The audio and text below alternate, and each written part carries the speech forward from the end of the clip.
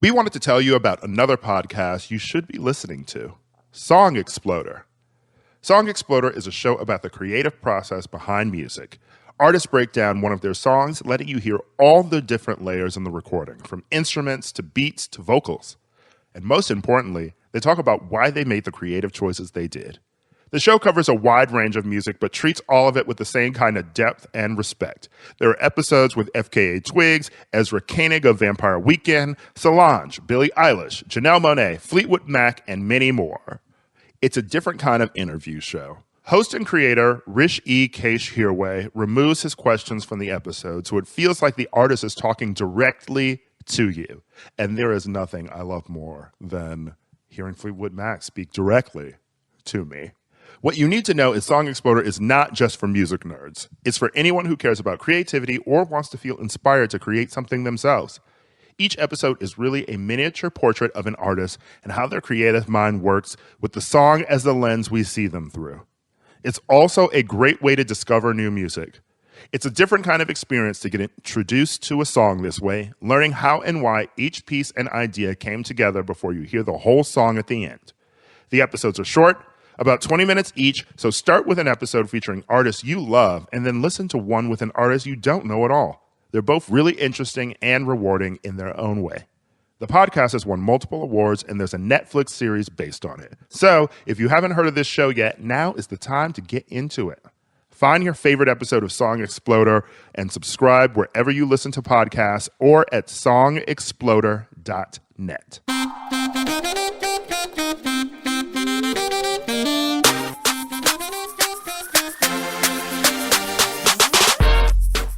And we're back with an all-new Keep It.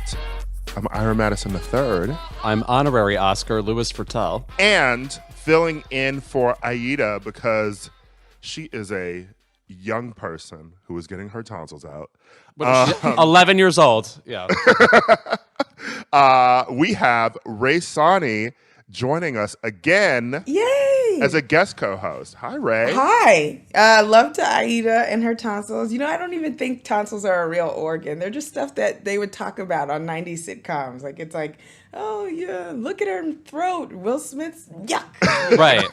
Yeah, it's a plot complication, not something that actually occurs in the human body. Yeah, tonsils were definitely a storyline on Full House, Fresh Prince, and Family Matters. Probably all in the same week, to be honest. Yeah, right. It's like the less glamorous Amnesia, you know. We need something to do this episode, so if someone could not remember the main character's name, that would really occupy us for a while. Well, now I'm imagining like TGIF, like there was like a tonsils like crossover and everybody going to the same doctor. TGIF loved the crossovers. It did. Like, let's send everybody to Disney World and they can run into each other. Right. Was that the Full House episode where like Comet got lost at like Disneyland or Disney World or something? It's like, guys, I'm not that attached to this golden retriever. I don't know that I need to like locate him. I'm not gonna lie, I low key was attached to that golden retriever like that. I used to think that golden retriever were the like only dog anybody should ever get to. Like, you know, golden retriever is such a TV dog, and I grew up in like such an urban space. You know what I mean? It was so like Comet looks like the American dream. You know? Yeah, you were just. Are you crying? Yeah. You were just avoiding pit bulls. Yes, exactly, and Rottweilers in the hood in Brooklyn. Yeah. I was trying to avoid DMX dogs, you know what I mean? But low-key, I hate that era that made us think that, like, pit bulls were the most evil thing you could ever come across. Because I have so many friends with pit bulls, and they are the cutest dog. And maybe what we should have just learned is don't go up and touch random people's dogs. Yeah, exactly. Mm-hmm. That's the lesson. I mean, you know, pit bulls are the black people of dogs because it's like, why we got such a negative reputation for no reason. All you gotta do is be nice. And don't let your child put your hand through a gate at a black person. Exactly. You know. I just pictured a pit bull saying this. Just don't put your hand through the gate. Yeah.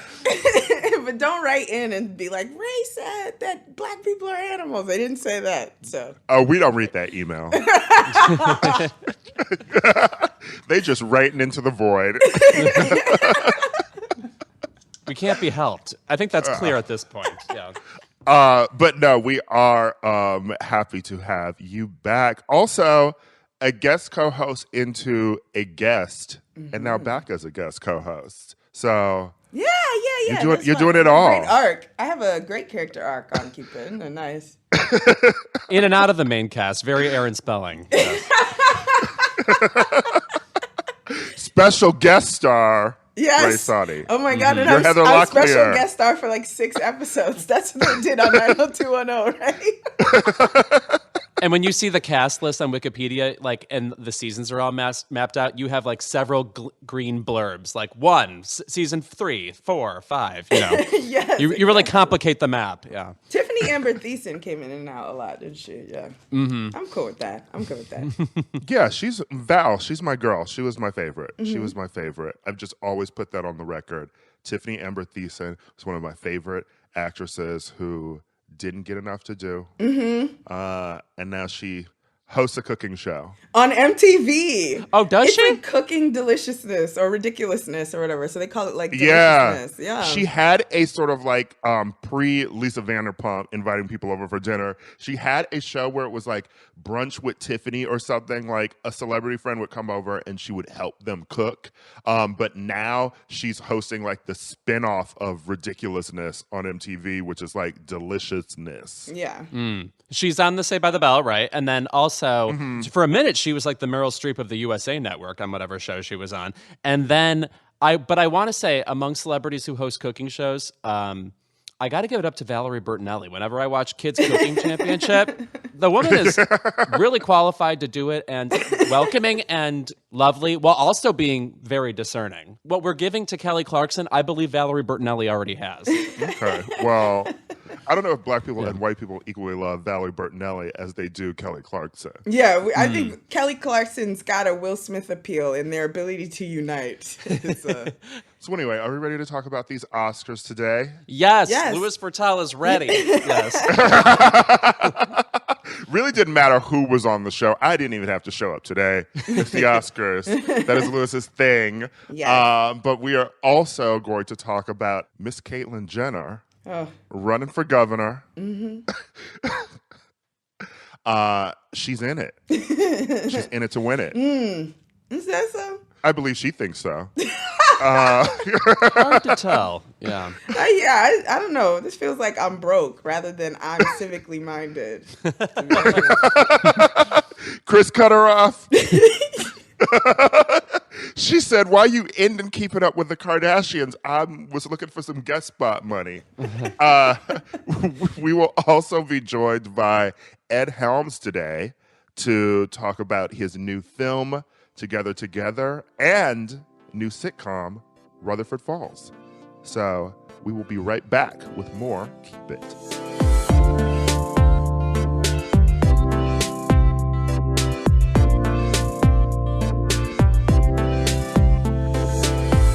So the 93rd Academy Awards were over the weekend. I just want to say, by the way, this is our 4th Oscars we are covering. Jesus, we're getting into Juliana Rancic territory. I'm frightened for us. But I'm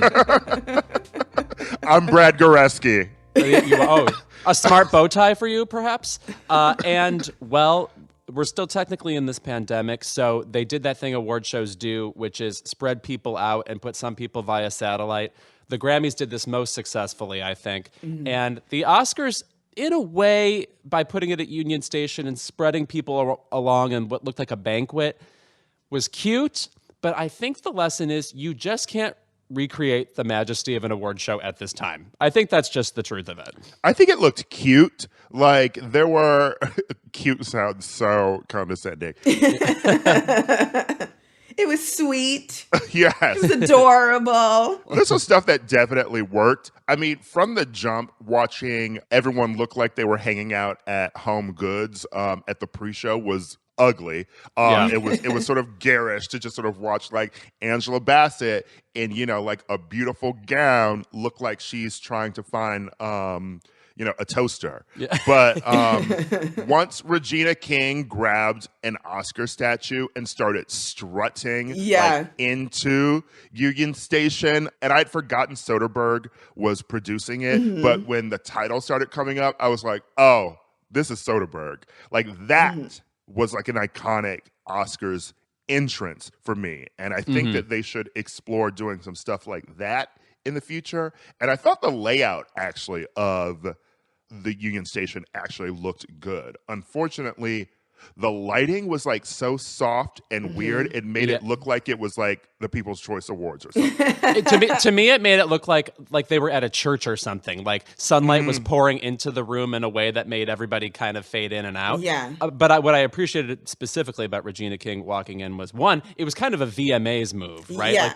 Like the classic days of the VMAs where, Eminem or somebody would walk in a really grand way. But also, it reminded me of a movie like Jackie Brown or something. And I was really pleased to see that because she really commanded that moment shockingly. Regina King, living legend. I know. She's incredible. When she was walking in, I'm not like the biggest movie person. I'm more of a television person. But the way that the titles came up and her strut and, it felt like a very like movie shot, I was like, oh, I like movies. It made me feel like, oh, yeah.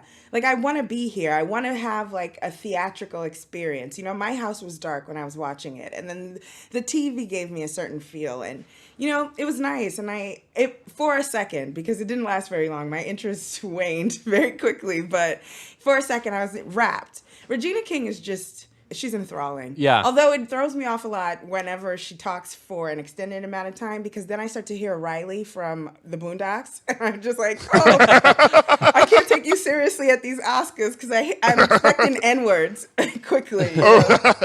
To hop off of you talking about, like, it felt like a movie in the opening, right? I think that is the ultimate draw of the Oscars. The Grammys is highlighting, people singing and performances, and, you're getting a taste of the music industry. Oscars are supposed to be sort of an advertisement for the industry. And the reason I would watch them as a kid, and the reason why even the conservatives who always seem to know everything that happens in every award show so they can complain about it, the reason they watch it is because they also like movies too, and it should make you feel like this is a world you want to be a part of, Like, I came to Los Angeles because I'm watching the Oscars every year, and I'm like, I want to be a part of that. After the opening, nothing else felt truly cinematic, and you couldn't tell me that Steven Soderbergh produced anything but the opening. Yeah, exactly. Right, totally.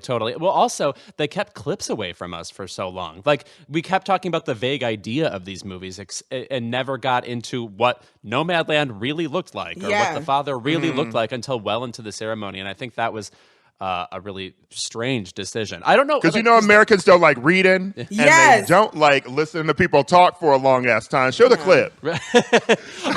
Also, specifically, now, I thought the content of a lot of the speeches was actually great, like people talking about personal histories and knowing Oscar history and knowing, like, I'm the first person to do this, or it's a shame I'm the first person to do this, things like that. But at the same time, everyone just decided they were going to go for 7 minutes. I mean, it was right in a row that was really hard to take. I mean, like, specifically if you're just kind of an amateur Oscars viewer or whatever. Do you know how I felt watching this Oscars? Ira, when we saw the Madonna Madam X concert in person, and you're in a room full of people who are there to hear like a Virgin in Vogue. Yeah. And you're like, I know we're just going to get like Madonna's weird new 8-minute shit. And, like, I'm embarrassed because people don't understand that they're going to get something that's not as entertaining as what they want, even though I love this thing. I could sit in this all day. So I was happy for me, and yet consummately, in an empath way, worried on behalf of the Ray Sanis watching. Yeah, I was, the minute I was like, oh, I don't think I care about this much anymore, was when, God forgive me, because I'm sure he worked so hard and this was the moment of his life. But when the Danish filmmaker won for Best Foreign Film, I was like, we can't for another round. I couldn't do it. I couldn't. I started playing Tetris on my phone. I was like, oh, he God. specifically had 4 good emotional moments in his speech. Obviously, like his daughter died during the production of Another Round. Yeah.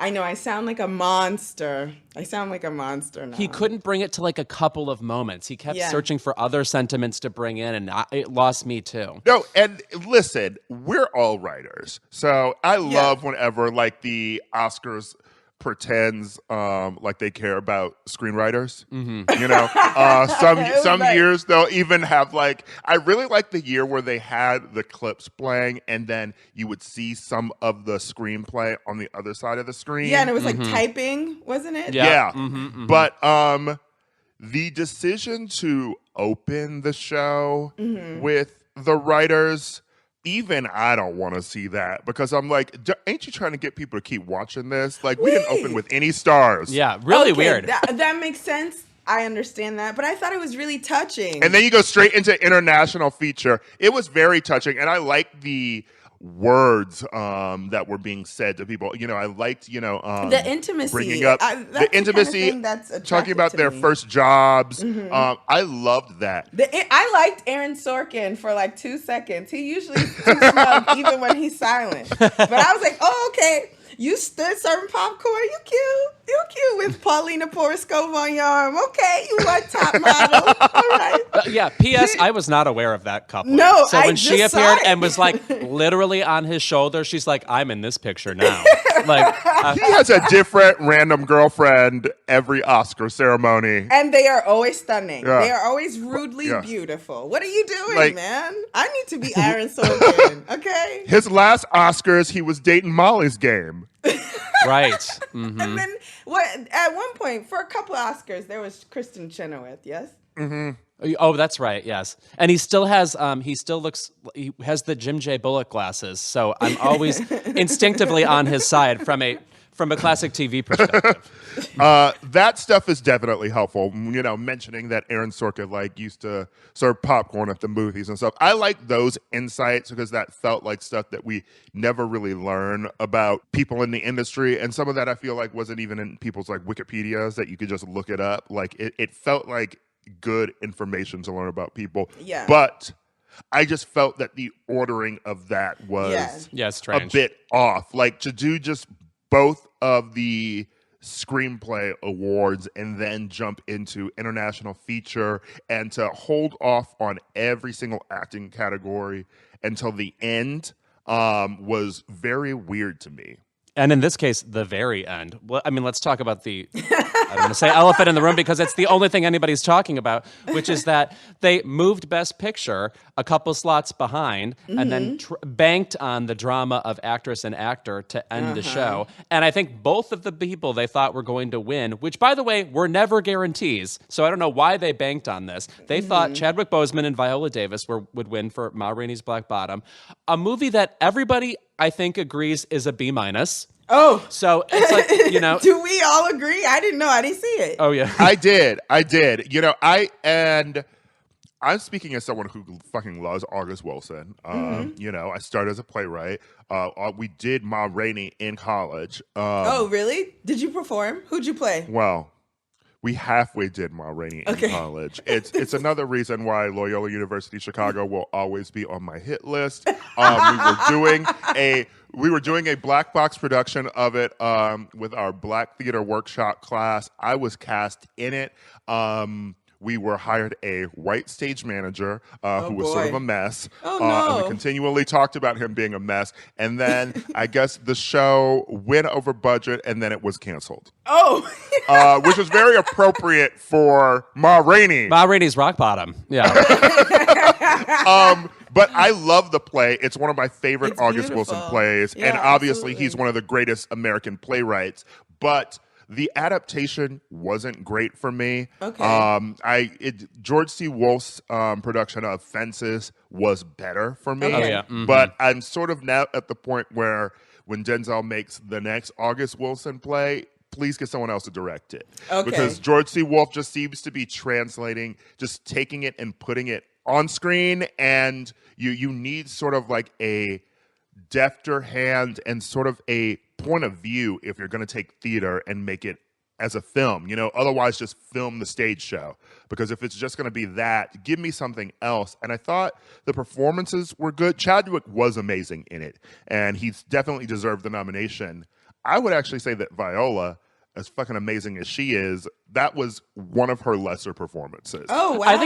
I think it's an interesting character for her to play, but unfortunately, I think something that's hard for people to vote for is a small size leading performance. If you're talking about Anthony Hopkins and Frances McDormand, who ended up winning these trophies, I mean, there's no such thing as liking those movies without being enraptured by those performances. Okay, got it. Oh yeah, Ray. The problem with that is Ma Rainey's Black Bottom. She's in the title, but she is not the main character of the show. She's very supporting in it, and it just has that name because that was the name of her band. So, would you have preferred that they nominate her for supporting? Is that Absolutely. Yeah, I guess so. Though there's something awkward about Viola Davis just having 2 supporting actress Oscars. Like, is she really a Shelley Winters, a Diane Wiest? I think not. A movie that does this so well, which is translating a theatrical work to a movie space and adding something and being cinematic, is The Father, which won for adapted screenplay. If you guys haven't seen this yet, I don't think anybody would watch that movie and think Anthony Hopkins didn't give the best performance of the year. And in fact, I think it's the best actor win since Silence of the Lambs, which was his first nomination back in 1991. Guys, how is that his first nomination? This is a man who was in The fucking Lion in Winter. That is crazy. I want to say about the Anthony Hopkins thing, and this is more of a general complaint about social media. I get that we're rooting for everybody black, but there then comes the point when people are like, Anthony Hopkins won this, like, we just giving this to white people again. I'm like, here's one thing I will say. You can want Chadwick Boseman to win, and I get how much he meant to us as people, specifically black people, specifically someone who's met and interviewed him. If you have not seen any of the other movies that are nominated, maybe you should be quiet.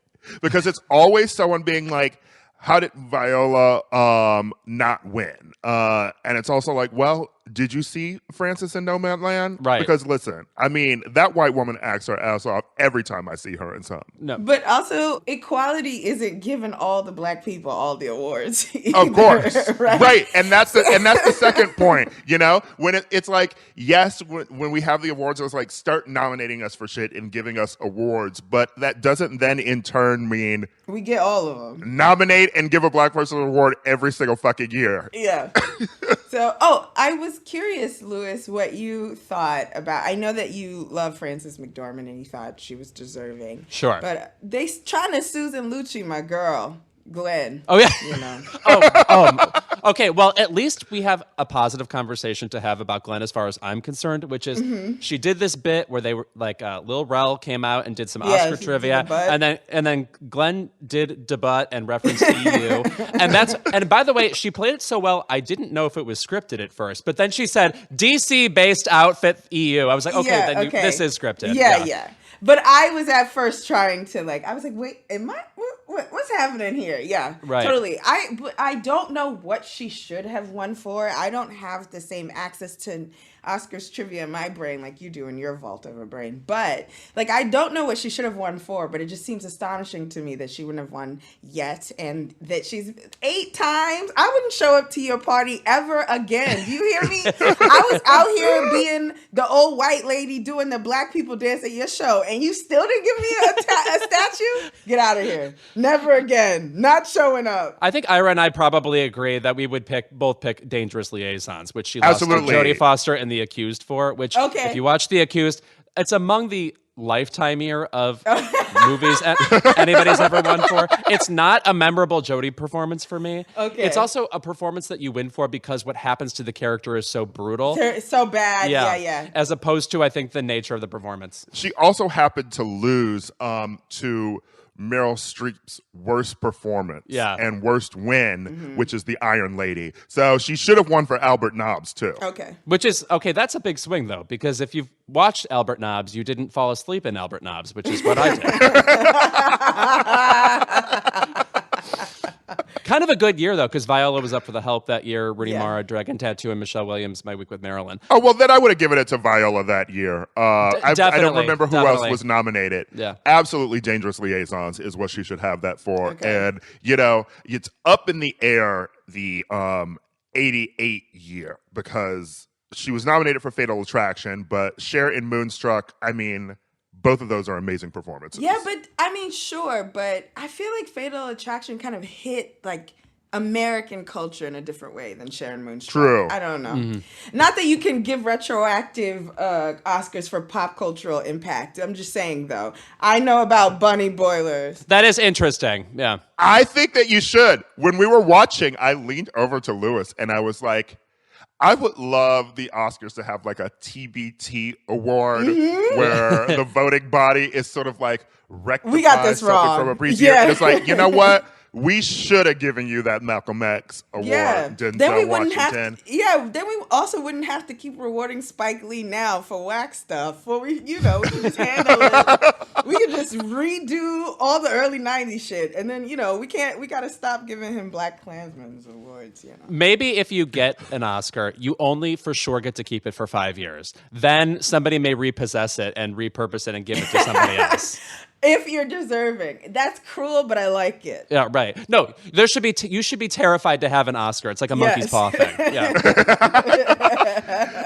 Lewis wants to make it into an actual game show. But I still think we should give away Kevin Spacey's Oscars. Oh no, that's what I'm saying. Please, I mean, throw him in a river if anything. Do you think that we should be considering people's behavior and conduct and things outside of performance when we sort of reconsider their career or even part of award shows and giving accolades? It's hard because I don't think at the time anyone would say Kevin Spacey didn't earn those 2 Oscars. They're kind of the definitive dramatic performances of those years. That American Beauty performance. I mean, I'm just saying that year. Oh, I guess that was Russell Crowe in The Insider too. Probably would have given him that. Yeah, I hate that fucking movie. Okay, give that award to my telephone slamming king. I didn't hate it. I liked it when I watched it, but I was also a kid when I watched it. My grown-up self was like, eye roll, That I feel like there's a specific genre of movie that is your favorite movie when you're 13. Yes. Like, you discover what Prestige is or something that's a little bit naughty. Yes. The number one movie in this genre is the movie Dogma. You think like, this is so crazy. My mind is blown. And then you watch it as an adult and you're like, not funny. Oh, God, yes. Naked Alanis Morissette. A lot of grown straight male adults would do well to rewatch Yes. the Boondock Saints beyond 13. It's not good. Boondock Saints, yes. I just want to say one more thing before we move on. Something that irked me about Best Picture being moved is that the grandeur of getting to announce Best Picture was lost, and like Rita Moreno was the legend who was there. So I feel like we took a moment from her that would have been spectacular, and which of course calls to mind the horrible In Memoriam montage that sped by with the like editing bravura of a Hype Williams video. Yeah. I was like, am I looking at Cicely Tyson through a fisheye lens right now? Yeah. They were like, these bitches is dead. Goodbye. They pressed play on a Stevie Wonder song on Spotify. Couldn't even have, like... You heard the skips in the CD and shit. They were not interested. Like, damn, you couldn't have had her come back up and sing? Yeah, right. Oh, her, by the way, youngest Oscar winner we have now, born in 1997. Jennifer Lawrence, found dead in a ditch. Yeah. I don't. That's gonna hurt my feelings. You should not have told me that because I'm gonna have to sit with that all day, Lewis. Thank you. Girl, I'm born in 86. It wears on me too. Oh my gosh, like Monica Lewinsky was happening when she was born, and I remember it. That's not good. Oh no. Before we wrap, I do want to say that maybe this is helping the idea that I suggested last week, Lewis, which is that Glenn Close and Diane Warren would lose again, and that they really need to team up in Sunset Boulevard, the musical, finally, and let Diane Warren write an original song for it, and then they can finally win. Or conversely, seeing Glenn Close do Debut and have so much fun with Lil Rel, I'm like, stop doing these whack movies like Hillbilly Elegy, okay? Have your agent call up Barry Jenkins and be like, I want to be the white woman in a black film, and then get an actual Oscar for something we care about. Yes. I feel like black people would also stop complaining about certain white actors winning awards if they're winning awards for being like the white person in a black movie we love. Yes. Also, I think that black people have an affinity for Glenn Close. I know I do. Absolutely. Yeah. Glenn Close is like ferocious. Yes. Glenn, pander to us. That'll get you your Oscar now. I just want to see Glenn Close just like being, I don't know, an evil racist in a movie to Zendaya. No. I want her to have a mentorship. No. It's a 1940s racist movie. Oh no. I was thinking more condescending liberal. You know, think Finding Forrester. Think. Love that. Okay. Yeah. Okay. A mentor. So, yes. we need Glenn to teach a poor black kid in the hood how to play drums. You hear me? Okay. She'll teach Storm Reed how to be in a band. Exactly. She's gonna teach Dominique Fishback guitar. You know.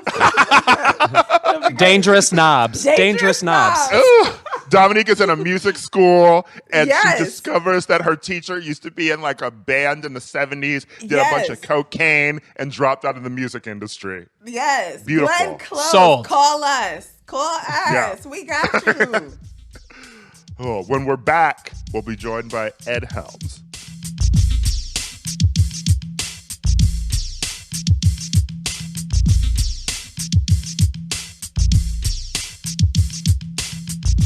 Keep It is brought to you by Parade. Parade prides itself on being a self-expression brand. They make creative basics in a variety of sizes from extra small to 3XL.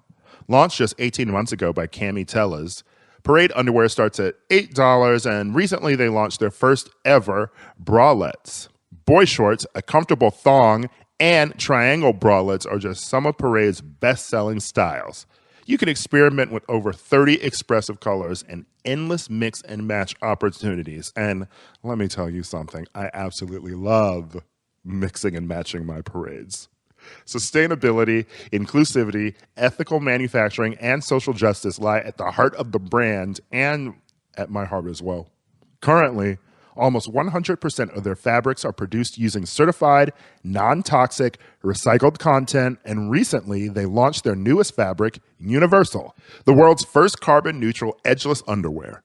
In addition, Parade's packaging is 100% biodegradable and breaks down within 300 days inside a composting environment. Since the launch, Parade is committed to donating to Planned Parenthood of Greater New York on an ongoing basis and can count Feeding America and the Loveland Foundation as just a few of the organizations they have proudly donated to over the past year and a half. For a limited time, our listeners can get 25% off of $40 plus with the code KEEPIT. Go to www.yourparade.com/keepit to get the creative basics you want and celebrate who you are today. Keep It is brought to you by Olipop. Olipop is a new kind of soda. It tastes just like the sodas I grew up with, but unlike other sodas that are full of sugar, corn syrup, and artificial ingredients like aspartame, Olipop is made with natural ingredients that are actually good for you. They have delicious nostalgic flavors like vintage cola, classic root beer, orange squeeze, cherry vanilla, and strawberry vanilla. I tasted vintage cola for the first time before I knew it was Olipop. I was like, oh, let me just drink this little cola drink, which seems like it doesn't have as much sugar as a regular soda. And let me tell you, it's actually really good. I think we've said it every week on this show, but Olipop is actually worth it. It tastes great. And it's even better than soda because 90% of Americans consume more than the USDA's daily recommended added sugar intake, which is 30 grams. Sweetened beverages like soda are the leading source of added sugars in the American diet. Olipop is much lower in sugar than conventional sodas with only 2 to 5 grams of sugar from natural sources. No added sugar, and their vintage cola has just 2 grams of sugar as compared to a regular Coca-Cola, which has 36 grams of sugar. Their orange squeeze has 5 grams of sugar compared to orange Fanta, which has 44 grams of sugar. All their products are non-GMO, vegan, paleo, and keto-friendly with less than 8 grams of net carbs per can. They are so confident that you will love their products that they offer a 100% money-back guarantee for orders placed through their website. So yes, even you, Demi Lovato, can try out Olipop. We've worked out an exclusive deal for Keep It podcast listeners. You can receive 20% off plus free shipping on their best-selling variety pack. This is a great way to try all of their delicious flavors. Go to drinkolipop.com/keepit or use code KEEPIT at checkout to claim this deal. That's DRINKOLIPOP.com/keepit. This discount is only valid for the variety pack. Olipop can also be found in over 3,000 stores across the country, including Whole Foods, Sprouts, Kroger, Wegmans, and Erewhon. Keep It is brought to you by Helix Sleep. I know some of you are sleeping on some saggy old mattresses at night. And I'm certainly not, because I know that I deserve better than that, and I know that you deserve better than that. So give yourself an upgrade with Helix Sleep. Helix has a quiz that takes just 2 minutes to complete and matches your body type and sleep preferences to the perfect mattress for you. So why would you buy a mattress made for someone else? With Helix, you're getting a mattress that you know will be perfect for the way that you sleep, because everyone's unique, and Helix knows that. So they have several models like soft, medium, and firm mattresses that can cool you down if you sleep hot, and even a Helix Plus mattress for plus-size sleepers. After I took the quiz, I was matched with my favorite mattress, Midnight Lux, which might also be my drag name if I really start thinking about it. If you're looking for a mattress, you should take the quiz, order the mattress you're matched to, and the mattress will come right to your door, shipped for free. You don't ever need to go to a mattress store again because they're kind of scary, to be honest. I don't want to be in a store where people are lying on mattresses and testing them out. Helix is awesome, but you don't need to take my word for it. Helix was awarded the #1 best overall mattress pick of 2020 by GQ and Wired magazine. Just go to helixsleep.com/keepit, take their 2-minute sleep quiz, and they'll match you to a customized mattress that will give you the best sleep of your life. They have a 10-year warranty, and you get to try it out for 100 nights risk-free. They'll even pick it up for you if you don't love it, but you will. Helix is offering up to $200 off all mattress orders and 2 free pillows for our listeners at helixsleep.com/keepit. So you can get a pillow for yourself, a pillow for your lover, or if you're like me, sleep with 2 pillows.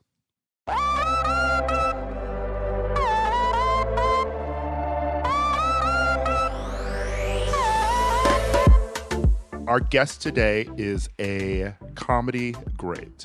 Without him, there would be no The Office, there would be no The Hangover, and here he is today with both a TV show and a movie. So please welcome the star of Rutherford Falls and Together, Ed Helms. Hi, guys. Hello. Wow, that was a very powerful intro. And one that we can never know whether or not it was accurate. because I have to think there would probably be a Hangover without me. Just there are other actors in Hollywood. I'm just saying. I mean, it would be different. But anyway. Well, we don't know if there'd be a Hangover 3 without you. Okay, fair enough. How about that? Thanks so much, guys. It's great to be here. It's great to have you here. A TV show and a movie. How very Helen Hunt in 1997. You must be incredibly overwhelmed. Is it nice to be busy during this particular time? Mm-hmm. I do like being busy. This feels a little. This is crossing into like too busy for sure. Got it. But it's fun because I love both of these projects so much. I mean, I feel lucky whenever I love something that I got to work on, because that's not always the case. Sometimes you pour your heart into something, it just didn't turn out the way you thought or hoped, but you still have to go on a big press tour and pump it up. But in this case, I am insanely passionate about both of these projects. Okay, I actually have a question, though, about pumping out a project that you are not proud of, because whenever I have covered press junkets and I'm interviewing people and the movie isn't great, I'm like, is this hell for them? Like, are they sitting there thinking nothing could be worse than me having to tout this thing? I mean, explain what that feels like. You don't have to like name any names or anything. But. Well, I will tell you, there's this funny thing that happens when you start talking about a project. The more interviews you do, and the more you talk about it, and the more you sort of like pump it up, it has this weird psychological effect where you kind of start to drink your own Kool-Aid and you're like, yeah, this is great, right, guys? And like, it just becomes this sort of positive feedback loop. And that's actually a really nice thing. What does drive you insane in a press junket, when you get asked the same questions over and over and over again for like weeks on end, that does another weird thing to your brain, which is that it makes you question reality. Wow. It just makes you start to question, like, where am I I in a Groundhog Day? Am I in a feedback loop? You sort of like, you're trying to make the answers fresh. You're trying to say new, fresh things, but it just has this weird effect where it drives you mad. Yeah. It drives you a little bit bonkers. Well, now I feel like a ton of pressure talking to you. Like, oh my God, No, I don't want to send you into a movie. This is awful. So yeah, guys, we're not talking about anything that I'm working on. We're just going to go into all kinds of weird areas. No, that's the job. What I'm saying is, like, who cares? Like, these are such little tiny celebrity gripes, right? Who cares? But I understand, because first of all, it's not just that you're getting asked the same question once or twice. It's like 35 times if we're talking about junkets, etc. Right. So right. I would imagine approaching every response with freshness is not only super daunting, but maddening. No, I'm glad to hear it. I've never heard that spoken before. So it's so weird because it creeps up on you. You'll be like 3 hours into a junket and be like, I just feel weird. I feel kind of insane right now. I'm feeling unhinged. What happened? But conversely, when you are working for an outlet that lets you like ask different questions, or like the time that I had to actually do a podcast interview for someone, but the only time I could interview them was during a junket where they've been asked the same question all day, you do sort of catch, I feel like, a celebrity off guard when you ask them the question they haven't been asked 35 times all day, because then they'll pause and they'll be like, oh, wait, I haven't answered this question. And then they have to think about it. Yeah. Sometimes it can be a little scary. But yeah, I think curveballs are always welcome in a press junket setting, for sure. Getting to your movie, though, Together, my question is, what was it like being on set with your co-star, Patty Harrison? Because we've all worked with her and love her, and I would describe her as controlled chaos. Yes. That's a perfect explanation. Perfect. Oh, that's really funny. And I think that's a very accurate description of her when she's in her element.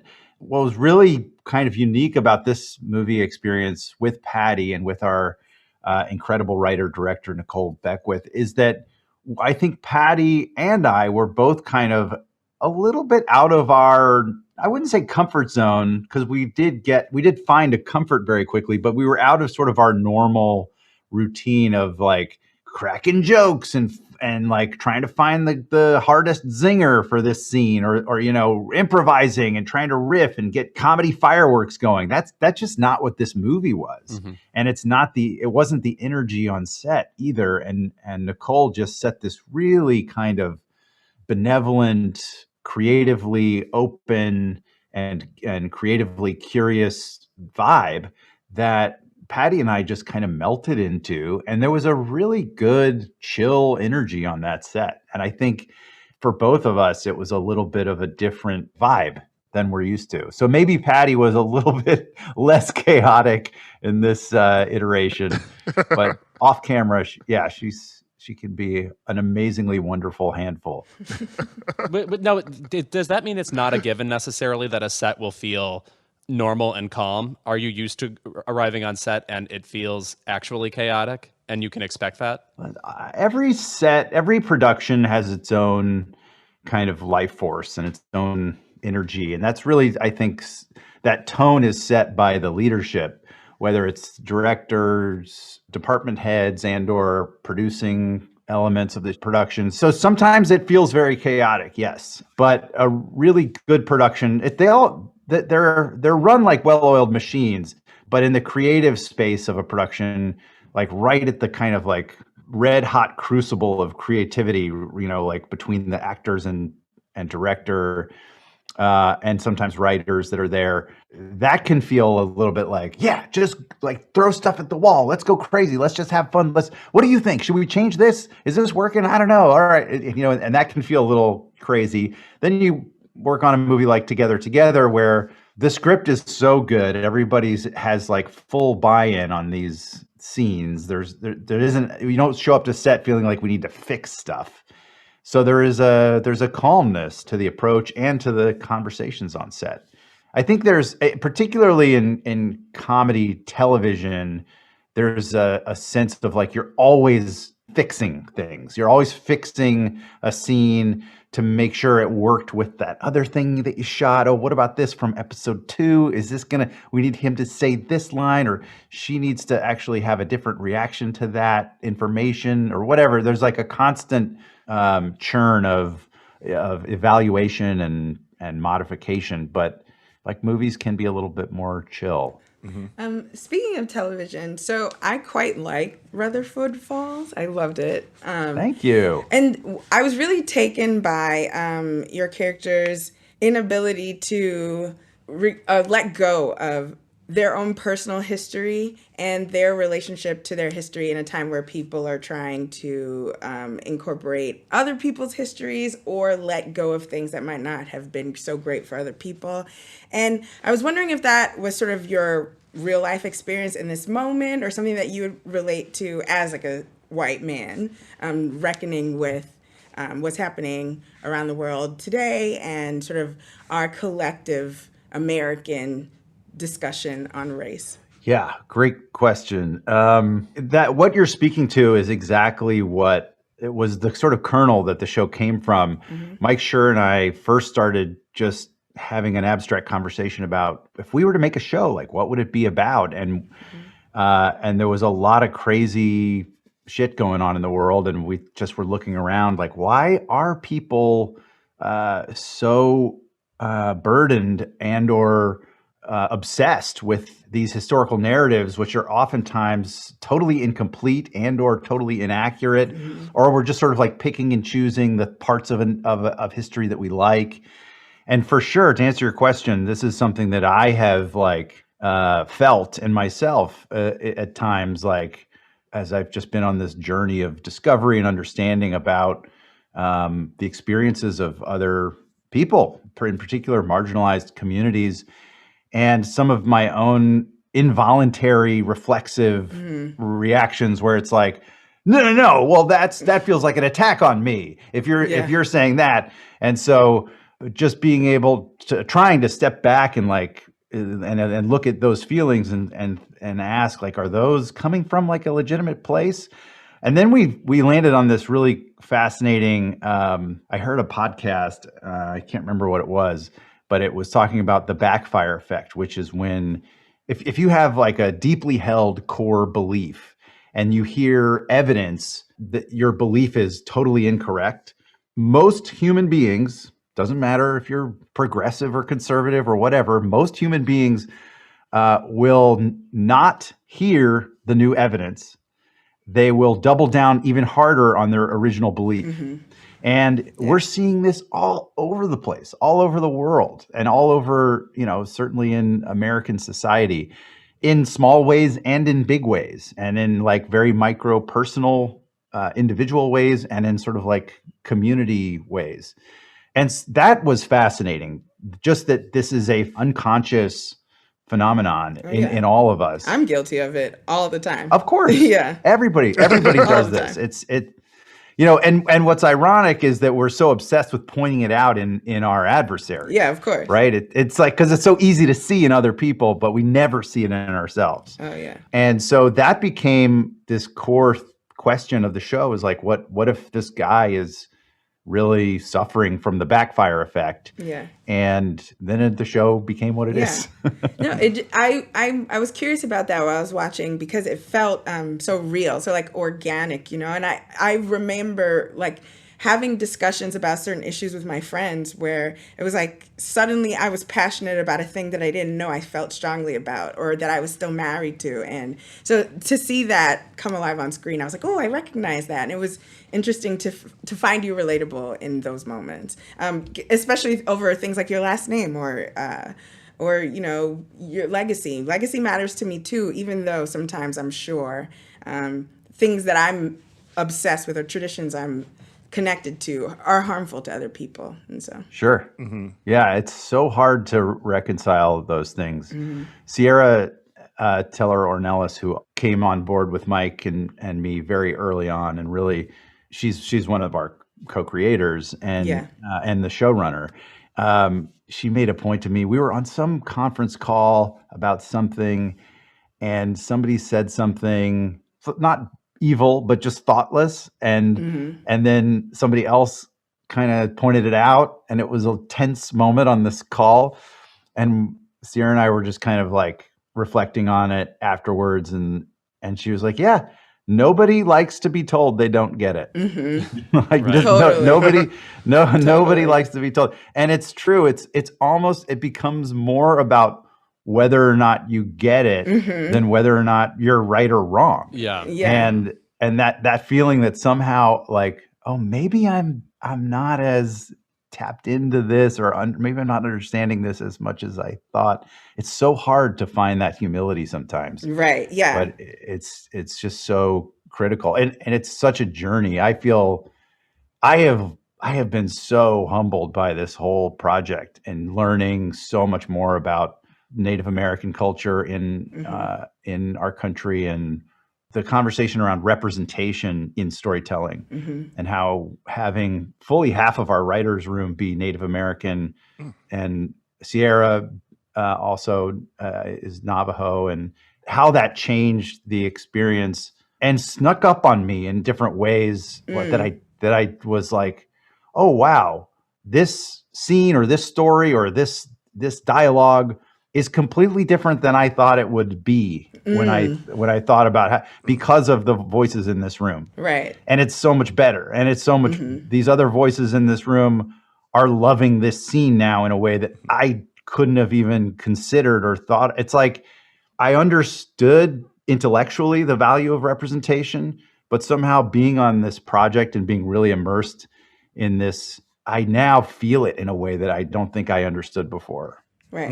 And the show's also really funny too. It's not just like this heavy exploration of, race or whatever. I don't want to give off that impression. You're saying it's cute. I giggled. It's cute. It's cute. I giggled or whatever. Speaking of this sort of idea of your legacy, and like even mixing that with nostalgia, I'm interested in how maybe you even approach comedy or sort of writing differently, because I would have to imagine, when you're taught comedy, and things that are funny to you, you're sort of like talking about the world and how you see it.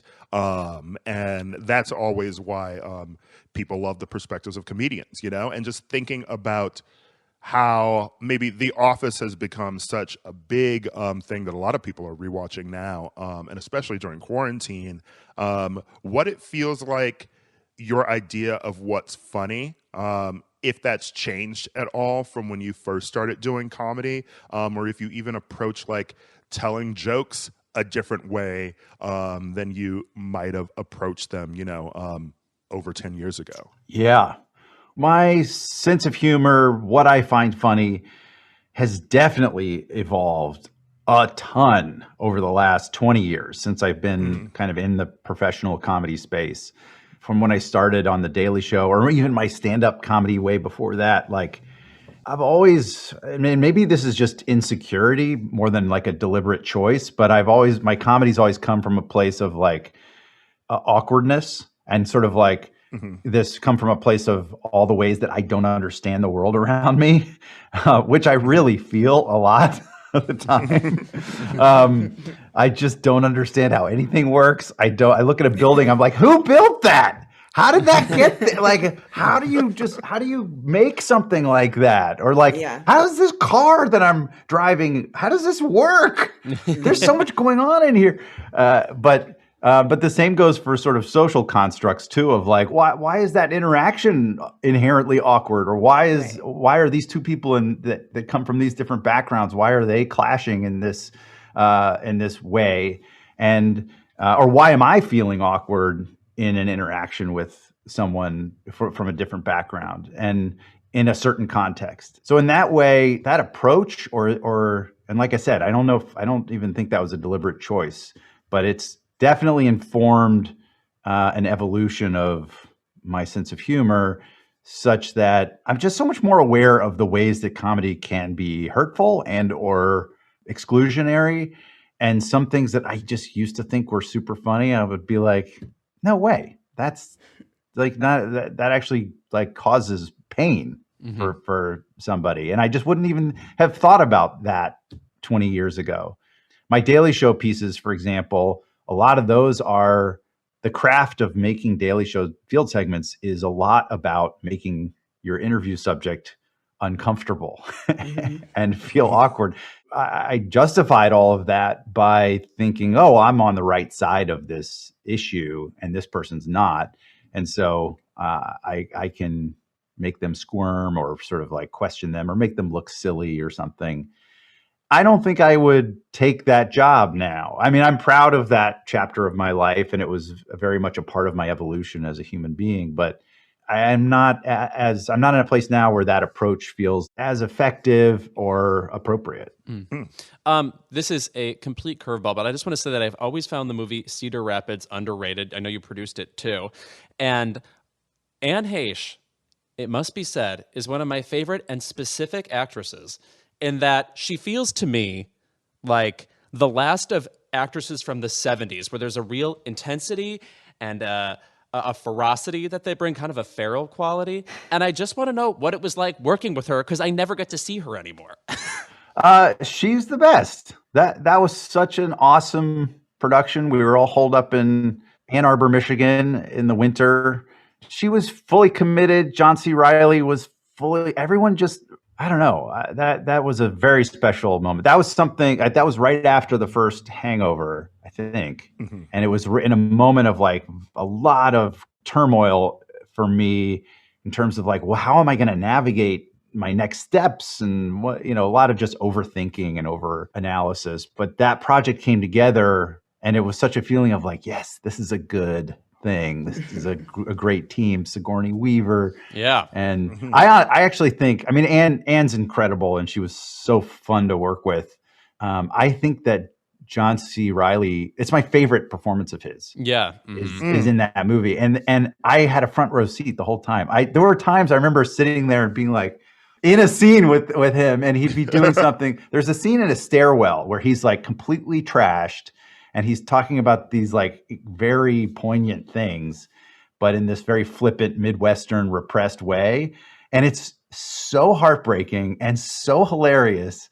And I just remember staring at him being like, I'm watching John C. Reilly like crush this. And he's like 4 feet away from me. This is so cool. But yeah, thank you for bringing that up. I'm really proud of that movie. Yeah. He also is like, he's one of those people who has been in everything for so long. Yeah. Like, this is a man in The River Wild, just like every movie. Yeah. I guess I just wanted to ask, what's something that has made you bust out laughing recently? Since you talk so much about like how much your comedy's changed, what's just making you laugh? What are you enjoying? The show Mr. Mayor. That Ted Danson show. For some reason, I don't know if like on paper, if you described that show, I would be like, yeah, that's my cup of tea. Mm-hmm. But I wound up watching it. My wife and I would just watch it like, and it was as we were, going to bed, it was sort of the last thing we'd watch. And maybe it was something about the vaccines were coming out. There was like hope in the world. And all of a sudden we found ourselves like having to pause it, laughing so hard. Bobby Moynihan, who I've known for 20 years from UCB days, more than that, 25 years. We're not good friends or anything, but I've always been a fan of his, but he crushes on that show. Yeah. He is so funny. Anyway, that's a good one. Yeah. He also just seems cool. He's always on Big Brother. People who like reality TV, I trust them. Yeah. Before we go too, I mean, they brought up, Lewis brought up Cedar Rapids. I also want to tell you that you are also part of one of my favorite comedies of the past 10 years, which is We're the Millers. And every time I've seen someone on like Instagram, like showing that they've been watching it during quarantine, I've always DM'd with them and been like, I didn't know other people love this movie as much. And a lot of people really do. I just remember sitting and watching it, I think at like The Grove in 2013. And I hadn't laughed at like a film in theaters, a comedy film in theaters like that in quite some time. Yeah.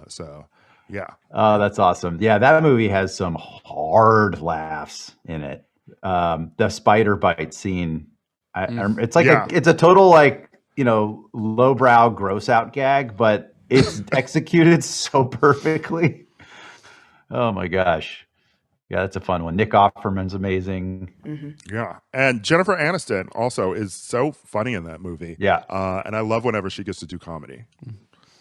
Comedy films, I guess. She did do Friends for several years. It's I'm not gonna like say- she's a stranger to comedy. Famous comedy role. Yeah, right. I think America agrees she was great on Friends, too. There does seem to be a consensus. Well, thank you for being here, Ed. Oh, guys, this was a pleasure. Thank you for having me. Together is available in theaters, and Rutherford Falls is out now on Peacock, all 10 episodes.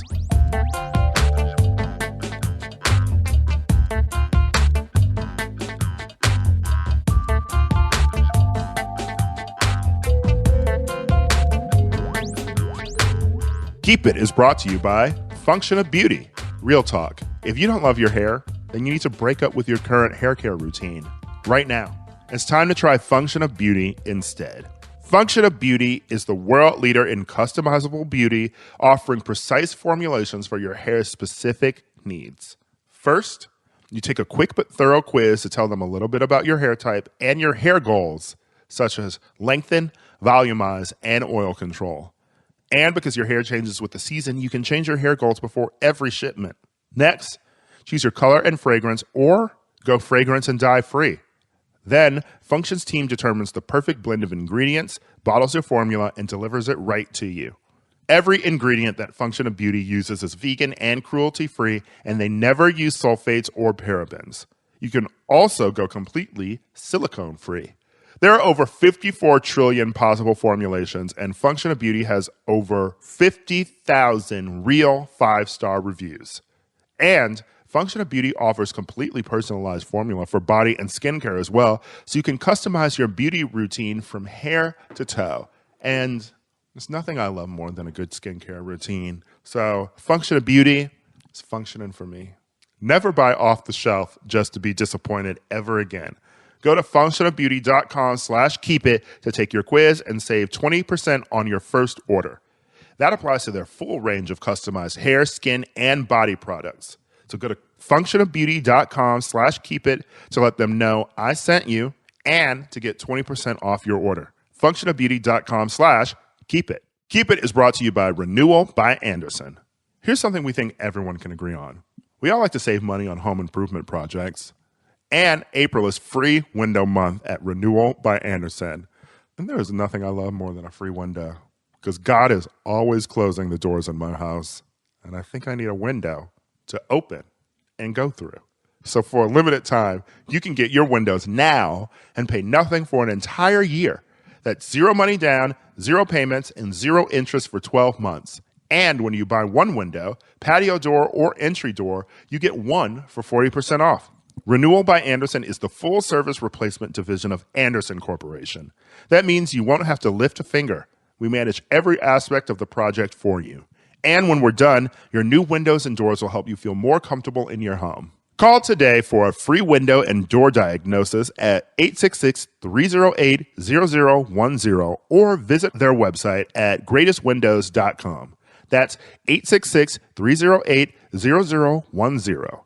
Hurry, this sale ends on April 30th. Offer not available in all areas. Minimum purchase required. Discount and financing with approved credit only. Interest accrues from date of purchase but is waived if paid in full by the end of the promotional period. See website for restrictions and license information. Keep It is brought to you by Truff. Truff is a luxury hot sauce brand inspired by the elegance and indulgence of truffles. Call me that pig from Charlotte's Web, because there is nothing I love more than hunting for truffles.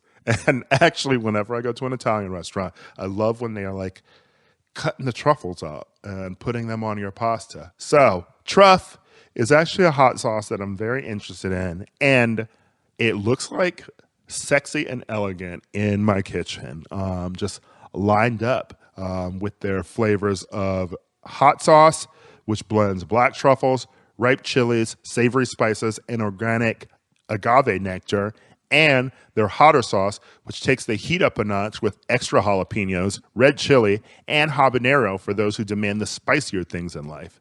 But also, they have the white truff hot sauce, which is infused with rare and decadent white truffle, and that one is my absolute favorite. And I've become one of those people who puts hot sauce in their salads, so definitely get your hands on the white truff hot sauce.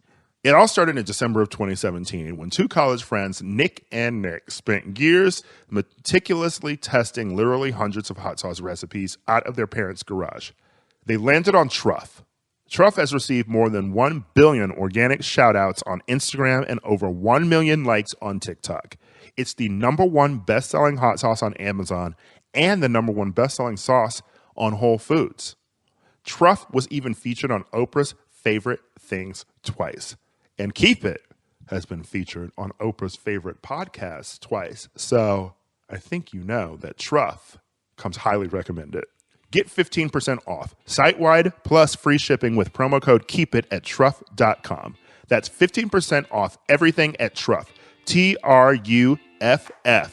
F as in fantastic.com with promo code KEEPIT.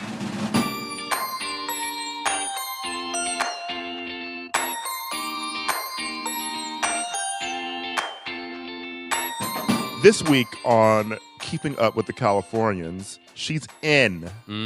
Olympian and reality TV star, well, that's a stretch.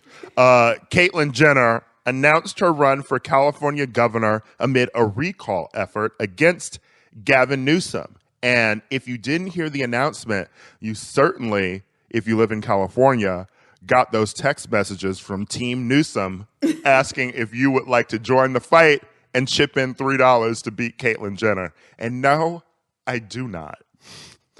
I'm not on her side, but I'm certainly not giving Gavin Newsom $3. Caitlyn Jenner is the weird case of somebody who is definitely an LGBT icon, but the entire length of her time as an icon has been spent making sure she gets even one thing correct.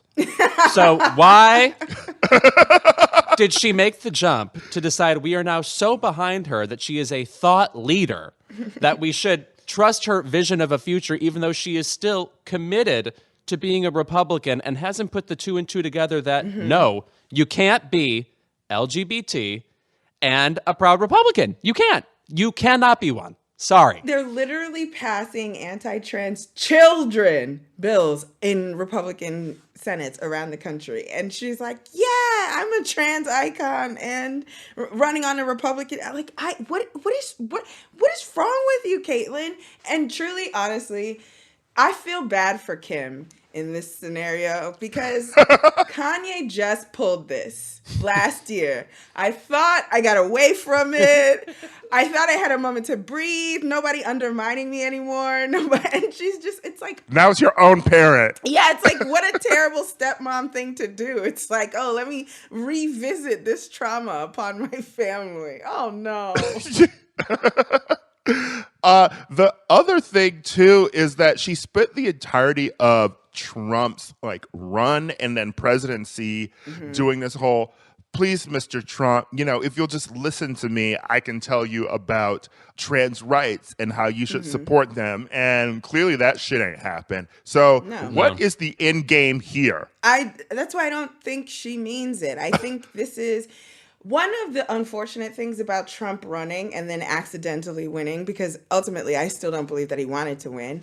But I think he just wanted to run to make money. And we're going to see a bunch of celebrities take on that foolishness. There was California was always ripe for, celebrity transferring into political clout. This is that kind of state. But I think when we'll start seeing a rash of celebrities realize that you don't even have to appear serious, like Arnold Schwarzenegger being married to Maria Shriver, for example, or now you could just be Caitlyn Jenner, who's been wrong about everything, like you said, for a long time, and associated with, I don't know, a clown car family of people just in plastic surgery stepping out of clown cars. I don't know. It's disappointing because it feels deeply unserious to me, and I'm not in a place that can do unserious again. We just had unserious in a way that was like too toxic for me to even dismiss this as an eye-rollable thing.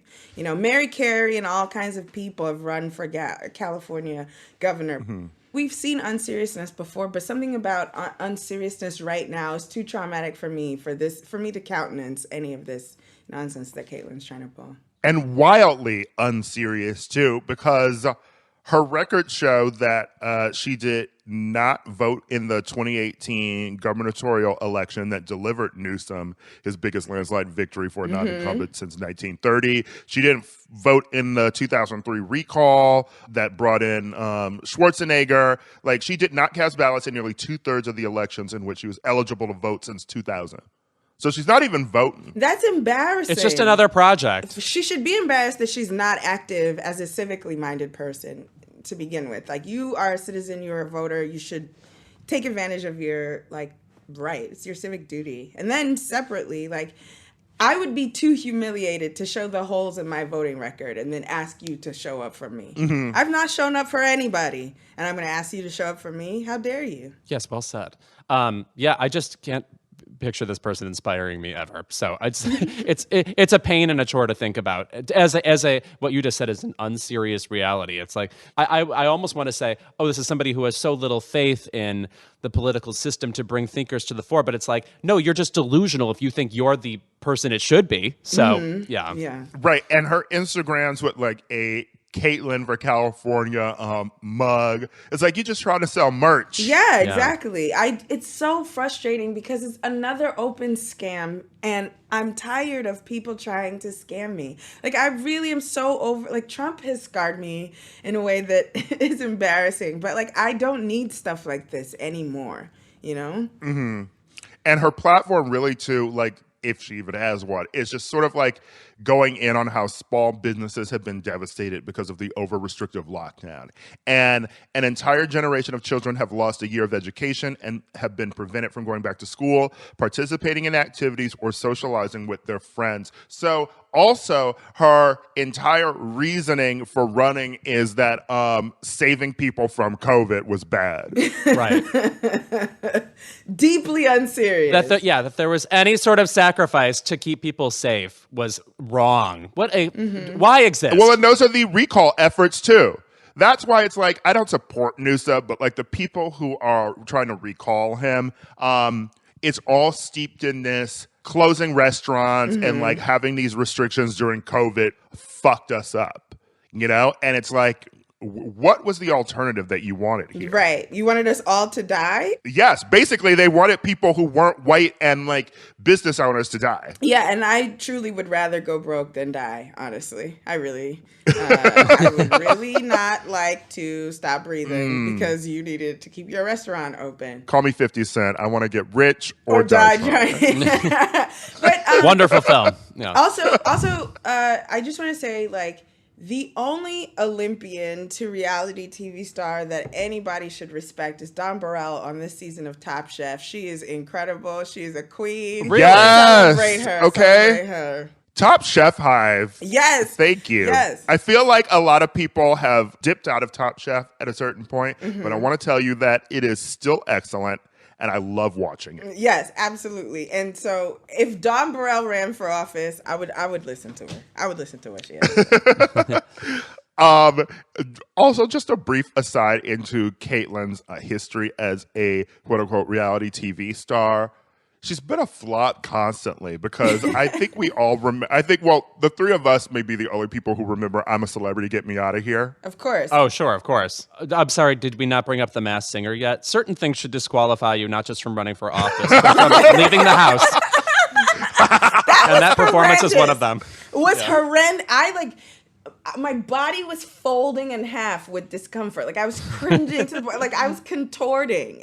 My spine was doing things that I had never done before. She was so uncomfortable. And also, like, even if you're stealing from the Trump playbook, at the height of his doing things to be famous and being on reality television, Trump would have never been on The Masked Singer. No. Wow. You actually have a good point. It actually is a little bit too desperate for Trump. Like, that's embarrassing. Yeah. It's really crazy.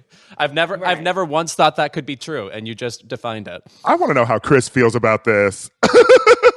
You've actually found someone in the world more shameless than Donald Trump. I cannot believe it. That is terrible. There's Sarah Palin shameless, and there's Donald Trump shameless. See, like there are levels. What reality show was Sarah Palin on? Oh, The Masked Singer. Recently. The Masked Singer. Oh, she was also on The Masked Singer. Yeah. And her daughter was on Teen Mom for a second, Bristol. And Dancing with the Stars. Yeah. Is that just sort of like the go-to for Republican chicks who can't read? Like, I want to know. I want to know, like, what the conservative woman Masked Singer pipeline, like, who created it? Right. And who is how can we running stop it? Right. Yeah. How can we block it? Yeah. I mean, I think that might just be as simple as canceling The Masked Singer. Do we need it? Do we need it? We don't. I'm disappointed Candy Burris went on it. Oh, I yeah. can't believe it. Excuse me, wasn't Patti LaBelle on it? I mean, Yes. a ton of crazy people have been on it. That show has gotten people to be like super fans of Jenny McCarthy and Robin Thicke. I'm not saying I don't enjoy a Robin Thicke song, but also like Nicole Scherzinger. Like, this is the lane we've chosen for her. I'm concerned. So I am an undercover Black woman who loves Robin Thicke. So Okay. Speak on it, Ray. any way to whitewash all the negativity he got a couple of years ago, you know, with the whole stealing from Marvin Gaye and maybe Stalking being Paula. rapey, you know. Stalking Paula, making that awful album. And Yeah. cheated on his beautiful Black wife and then stalking her on wax. Yes. Yeah. But I'm here for the rehab of Robin Thicke's image because Can You Handle It is my favorite Usher song, and he wrote it, and I don't know what to tell you. He's incredible. He's one of the few people who does Blue Eyed Soul, and I quite lean in, you know. He's the antithesis of Justin Timberlake for me, and so I'm Robin Thicke Hive all day, every day. Interesting definition, the antithesis of Justin Timberlake. Yeah. I've not heard it defined that way, and I'm you really kind of have changed something in my brain. I'm thinking about it. Yeah. Think about it. Think about it. Well, unfortunately, the thing that actually got Robin Thicke up out of here was the snitching on Pharrell. Oh, right? Oh, I thought Pharrell snitched on him. Did Pharrell snitch on him? I don't thought remember. That Robin. Well, all I know is that it was their involvement in the Marvin Gaye that was stealing scandal. I know they broke up as friends because of it. Yes, they broke up as friends, and I feel like that is what made his career take a nosedive, right? It wasn't the Paula stuff. I thought it was the video that all these we were in a very men shouldn't look at young women on camera kind of moment, and I thought he went down for that. And then with the VMA's performance with Miley kind of solidified it, I thought. Yeah. I would just offer that Justin Timberlake knew that you could screw over women, but you couldn't he never pissed off Pharrell or other men. Good point. You know? Robin did. Robin got too big for his britches. and listen, I'm glad you mentioned that as a woman, because I'm never going to publicly go out on a platform being people were overreacting to Blurred Lines, but people were definitely overreacting I thought to Blurred Lines. It just happened in a certain time when people were looking at this and being like, well, this needs to be stopped. Yeah, but I don't need him. I don't mind Robin Thicke being a casualty of overvigilance as it relates to where. I don't mind that too much, but I didn't see the need to throw him away there either.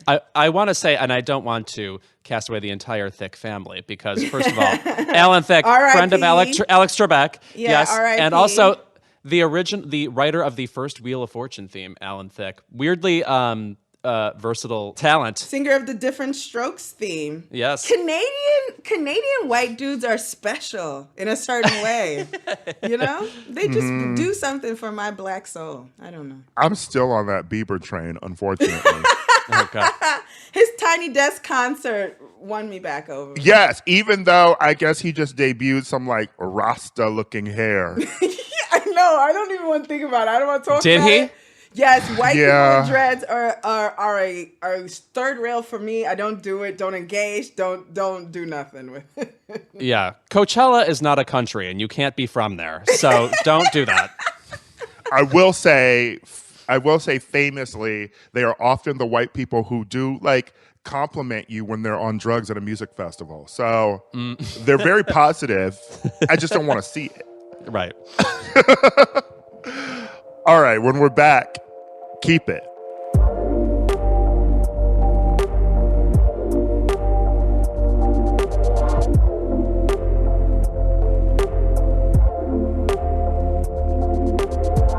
And we're back for our favorite segment of the episode. It is Keep It. Wahoo.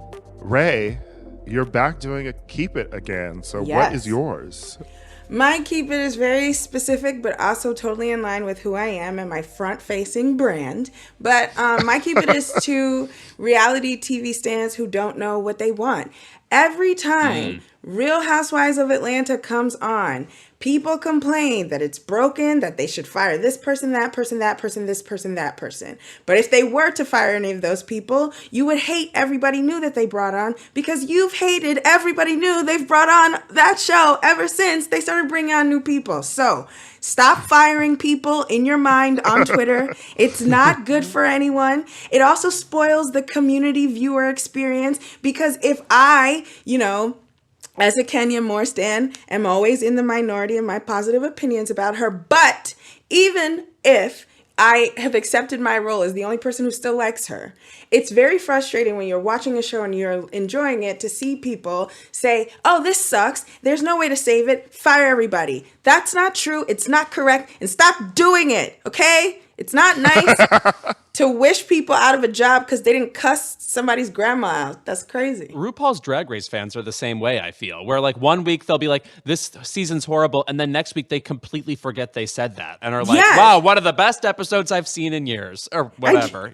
Standing online has ruined the experience of reality TV a little bit. And I just wish that we could get it back together. Keep your firing people on reality TV while you're watching the show that they're on. Please. Now, we bonded early on as both being Kenya Moore stans. Yes. And I am still a Kenya Moore stan. Yes. And if you're not won over by her in this reunion, then I don't know what to do for you. Yes. But I will say specifically to Bravo and Housewives fans, they seem to forget that they're watching a television show. Yeah. That has to be produced, that has to entertain you. Drag Race fans, too. They're always the people who say, this person needs to be fired, or I wish this person wasn't on the show. And it's, this person is creating conflict for this show so the person you're actually a fan of can react, can do things. Yes, fire someone if they're boring as fuck like Eva Marcel or Teddy Mellencamp. But otherwise, you need someone actually drawing conflict. And I think I've been so mad with people this season on Real Housewives of Atlanta because they've been really mad about Kenya asking questions about the Bolo trip, the bachelorette party, and it's like, who had sex with a stripper? And they're like, this is a private thing. We turned off the cameras. We're having some fun. I'm like, that's all well and good for some of you. And I am firmly on Candy's side of like, that's her point of view. She can argue that. But on the flip side, how wild would it be to have a bachelorette party where two people potentially have sex with a stripper and we never hear about it on camera? Exactly. The show people think they want isn't the show they want. And we're all people who work in television. And so when you are people who experience the other side of what it takes to make good TV, and if we took the suggestions people think they have and tried to make television, you would hate us all for it. It's so frustrating to see people not know what they're talking about and then insult the good product we actually do have because they think they know better when they don't. Here. That's a good keep it, Ray. Yeah, you did it well. Okay, don't patronize me now. Listen. I'm not patronizing you. You know I stand Kenya. I stand Kenya for years. Yes. Shall I go? Yeah, it's your turn, Lewis. Oh, okay. First of all, keep it to myself. I was on Love It or Leave It last week talking mainly about the Oscars. And in talking about Sam Smith, got the pronoun situation wrong. It's not hard. I just forgot about that part of the Sam Smith legacy and said the wrong one. So it's just not hard to get pronouns right. So keep it to me. We also keep it to you because we made our Oscar predictions last week and I beat you. Oh, you did? I certainly I missed 4, I think, altogether. We missed the same ones. We both thought Viola and Chadwick would win, but I got the supporting actress win. No, on the show. My official ballot was not the same. Sorry. Yeah. Yes. By the way, Yunya Jung, what a gem. I mean, the woman could do stand-up. It was really awesome to see. But my actual keep it is to the gigantic Scott Rudin profile that came out from the perspective of his terrified and traumatized assistants. I mean, I could go through the specifics of all the things they say, but like things like you basically shouldn't move if Scott's in the room. You basically should know you have to duck if he throws a phone. He's a Tyrannosaurus Rex. Right. And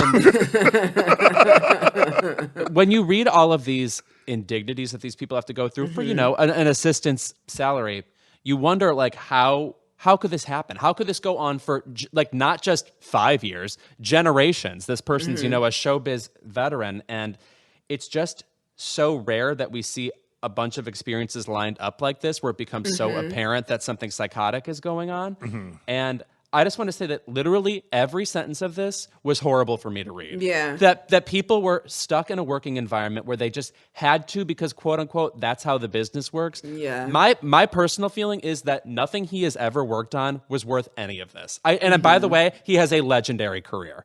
I'm sure there are people around him who have worked with him who would even say, yeah, he was terrible, but you know, the fact of the matter is he's a genius. And my response to that is, you know how the general sentiment about going out to a restaurant is if you can't tip well, you don't have enough money to go to a restaurant. My feeling is you don't get to be a working genius if you can't treat the people around you with even a basic amount of respect. This makes me so fucking sick. My empathy for everybody involved, I hope they know they have it, because I think working with someone and being stuck knowing your livelihood depends on tolerating them is just unbelievable. So it's maybe it's not uniquely American. I'm American. That's why I experience it Americanly. But there's this weird notion that it takes an asshole to be successful. And we have so many examples of that not being the case that I don't understand why we keep pushing this narrative forward or accepting abuse, particularly from men who posture masculinity a certain way. It's just boring and uninteresting. Aside from the fact that it's abusive, it's just like the notion of the like problematic genius or the asshole who gets something done. It's just so boring and cliche and tired. And we have too many examples of the opposite being true for us to keep believing in this myth, you know? yeah, definitely. Well, and unfortunately, we also just have a bunch of culture that supports it too, you know, in film and television. You know, it sort of became, everywhere. you know, I even had to check myself on a screenplay I'm writing, you know, with like a character who's a boss, right? You know, the default in our brains is you can have a boss who's like a Ari on Entourage, you know, you can have The Devil Wears Prada, Meryl Streep, you know, it's like that has become shorthand for a boss is an asshole, but funny. And it's like, it's funny that they like yell at their assistant or something like that. And that is another thing that we are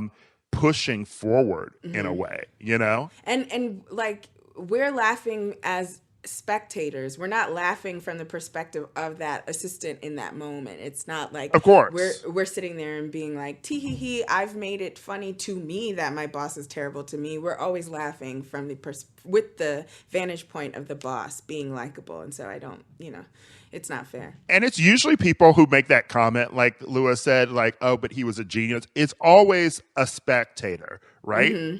Or someone who's directly benefited. Yeah. You know? Right. Speaking as someone, you know, who like has had to sit in an environment with someone who just sort of like tolerates you or is rude to you. And on the outside, people are like, but you know, the product is good, you know? So like, they don't really care that that person's an asshole. It's not great, you know,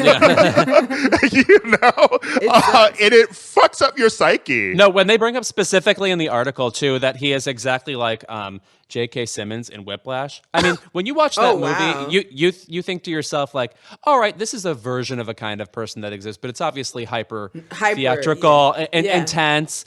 And no, it's not. People really are that demanding and that unreasonable and that irrational. Yeah. In addition to being violent, which J.K. Simmons also is in the movie. Yeah. So just, I thought that was an unbelievably harrowing read. Yeah, even past like Me Too and a lot of these reckonings, like how many of us have like people we work with, like your agent or like a lawyer or something, and it's like you always hear the shorthand like, yeah, they're crazy, but they're good at their job. Yeah. Yeah, right. Yeah. Find someone who's good at their job who's not crazy. Yeah. Also, last note, My favorite part of that thing that came out was that quoted in it was Meg Ellison, who runs Annapurna Pictures, about like how awful Scott Rudin was. And then the report came out that she ran Annapurna just like that and was equally awful. It was like, girl, you really tried to get one over. Yeah, she tried to girl boss it. The story, yeah. I too was a victim. Every time I see some version online of they hate to see a girl boss win, I laugh. It's a dumb meme and I laugh. Did that phrase come from the creator of Nasty Gal? I don't know. And because I remember she had that TV show. Yeah. I think that might have been her. And then there was the TV show Girl Boss, Correct, which got canceled from Netflix. Yeah, right. What an era. All right, Ira, what's yours? Okay, my keep it is to Elon Musk being on SNL. Did we not learn from Donald Trump hosting SNL? Did we not realize that treating foolish people with a lot of money and influence and giving them sort of like a platform like this can lead to evil? First of all, you announce him being on the show and you've already got cast members and writers being like, what the fuck are you doing, Lorne? Yeah, really strange. You got like Aidy Bryant subtweeting in her Instagram stories by sharing Bernie Sanders interviews about, the wealthiest people in America. You got like Bowen asking, what the fuck does that even mean? To Elon tweeting, let's find if Saturday Night Live is really live. Like, what? Sounds like a threat, right? Yeah. And basically, the amount of grace and attention that we give this, like, truly off his rocker billionaire is wild to me. Wile E. Coyote. He's awful. So one, I feel bad for the cast and writers, except for the ones who don't care, because if they don't care, then I don't care. But I feel bad for them because it is a disrespect of them and their time and their talent. Like, here's a person who has never acted. It's not even like he's a person who is in show business of some sort. Yeah. It is a person he's not an athlete. No, there's nothing he brings to the table. Like, there isn't. It just feels like such a disrespect of comedy and the art, in my opinion. I could be taking myself as a comedian too seriously, but it just felt like so disrespectful of their, what they bring to their work. And then secondly, it's like, we let Zuckerberg change democracy. With the way that with ads and what Facebook was doing with political campaigns, it's like, I'm not about to let another technocrat who is like unregulated and like has this like vision for what the civilization should look like that doesn't require our input, and putting him out front and giving him the space and opportunity to do it. Like, this dude sends rockets into space. That is mind-blowing to me. And like the fact that we're just acting like he should be ushered in, it's normal. We shouldn't have celebrity billionaires to begin with if they aren't themselves already celebrities, because it's not a good thing to be famous for being richer than everybody else, to not take into account his dangerousness given everything he said and did during COVID and stuff about vaccines.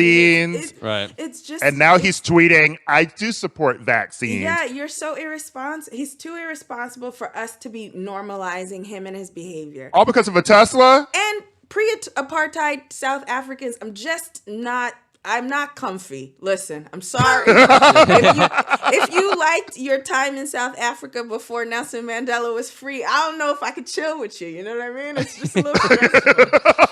Also, just isn't like the one like thing we all agree upon is that his like personality is a flop. Like, who needs to be more acquainted with him on a dialogue based level? Yeah. I just don't need to see it. Right. And also, I like lose all sense of morals when there is sort of like a hot rich white man around who's sort of like evil.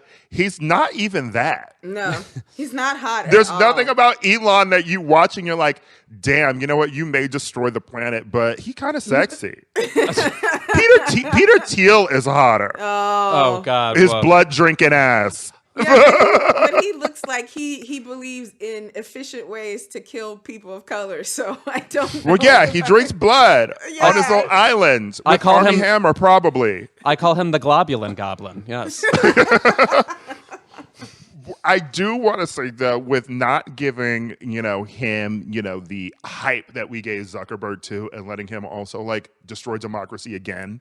I did not know that Zuckerberg and Musk were beefing in a years-long feud. Oh, me Yes. neither. All because one of his rockets destroyed a Facebook satellite Yes. years ago, which got me thinking, did we know Facebook had satellites? No, I was like, I had literally Googled like last week or 2 weeks ago. It was like Zuckerberg v. Musk because Elon was making me nervous, and and it was like, and I was like, there are so many things in the lead of this article that makes no sense to me. That we have space rockets that had blown up Facebook satellites, and like what we have like Lex Luthor battling Willem Dafoe or whatever his character's name is. It's stressing me The Green out. Goblin? I was going to say, it's Wile E. Cody versus Marvin the Martian. They just play on Yeah. different planes, and they shouldn't interact. Yeah. Yeah, it's too stressful. This is actually the shit that like makes you kind of wish that there was like a Batman.